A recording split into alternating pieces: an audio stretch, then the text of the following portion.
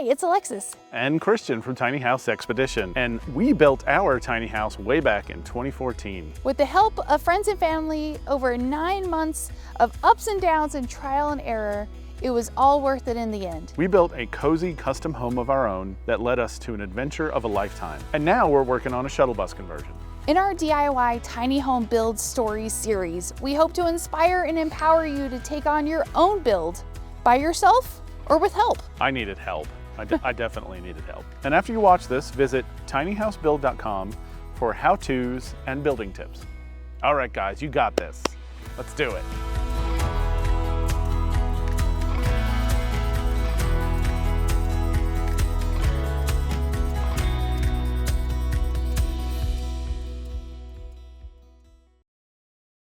I'm Jessica.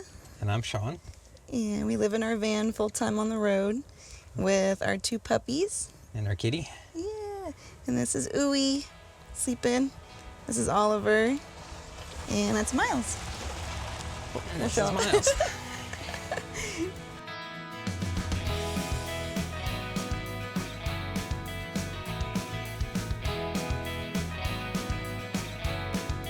Sullivan is a 2019 Ram Promaster 3500 with a 159 wheelbase.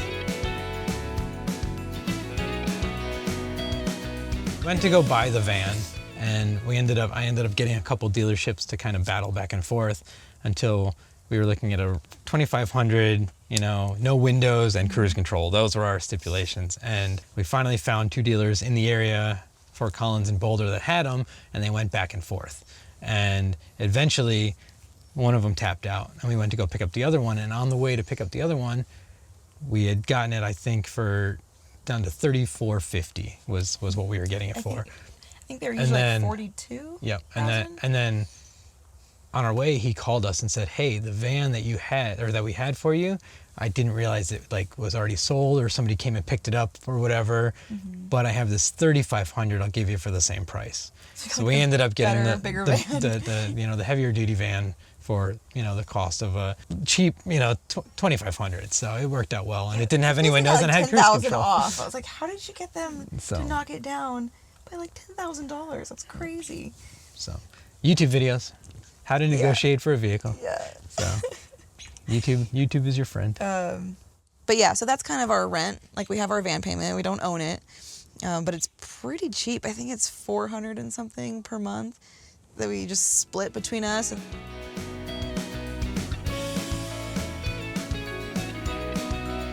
I did 4 different SketchUp drawings of tiny houses, trying to find what worked for us, and it kept getting smaller and smaller, so I kept downsizing it and whatever.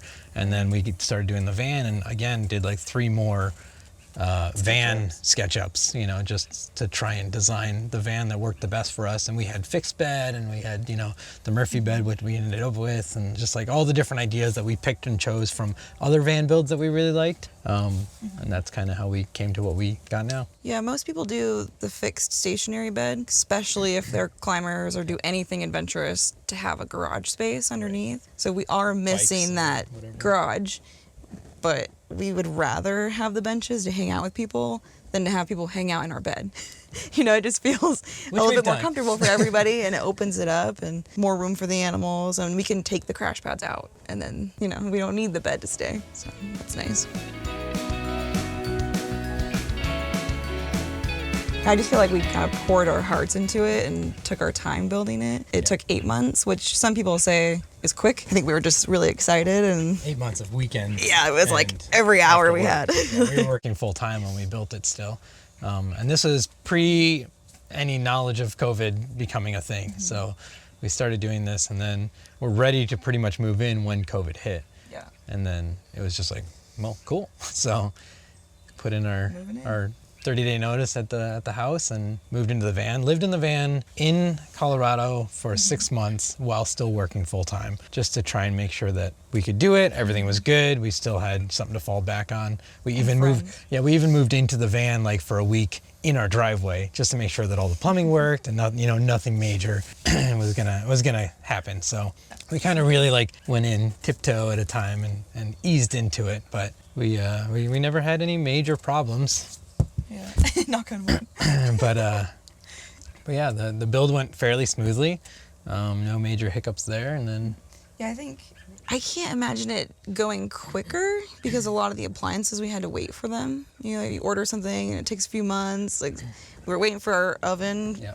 We ordered our stove and they put the order into the wrong warehouse, you know, that didn't have it, and they started ordering parts from overseas and we were waiting for months, and then finally they were like, oh, we have it in another warehouse, we'll ship it to you. So yeah, so like there's stuff like that kind of halted it, that we're like, if you had 2 months not working to build a van, could you do it? You know, like if you're waiting on one part to finish the rest of the build, it's like, I don't think that's possible, but. we estimate the hours put into it at roughly 45 days of actual build time.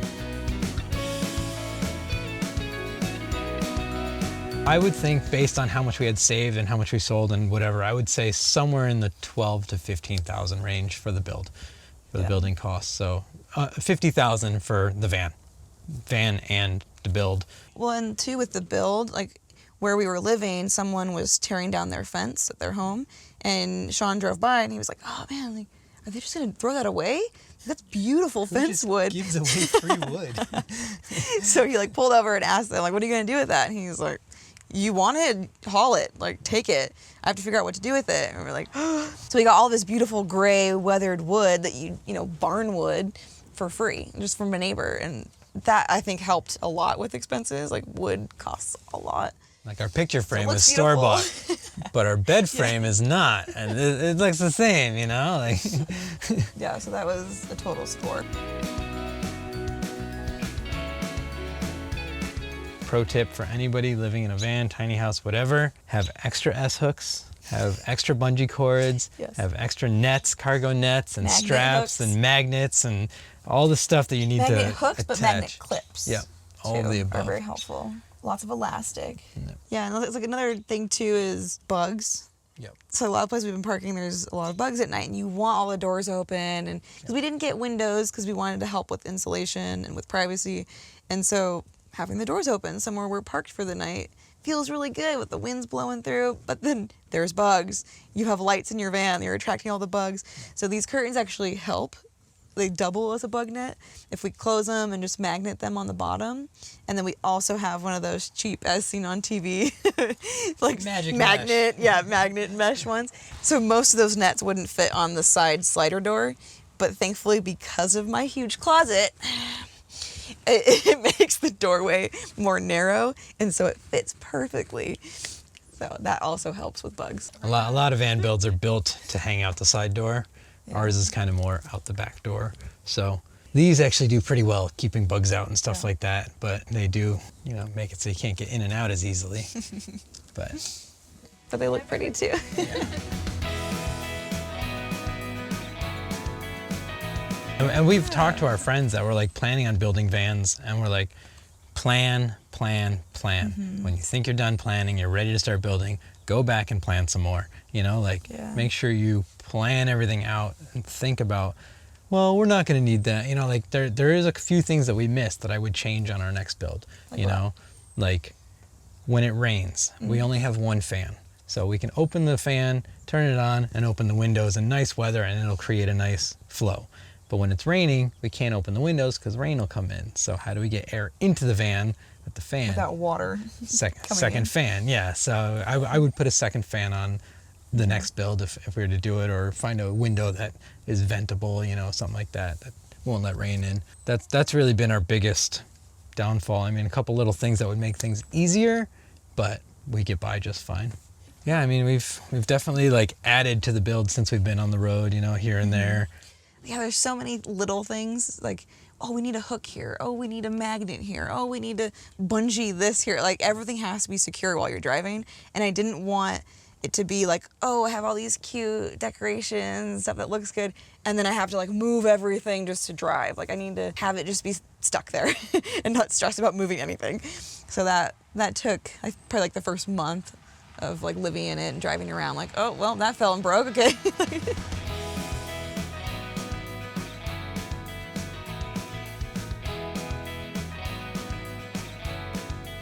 Hey, it's Alexis again. And Christian from Tiny House Expedition. Don't forget to like, comment, And subscribe. And to watch the full tour of the DIY tiny home you just learned about, click over here.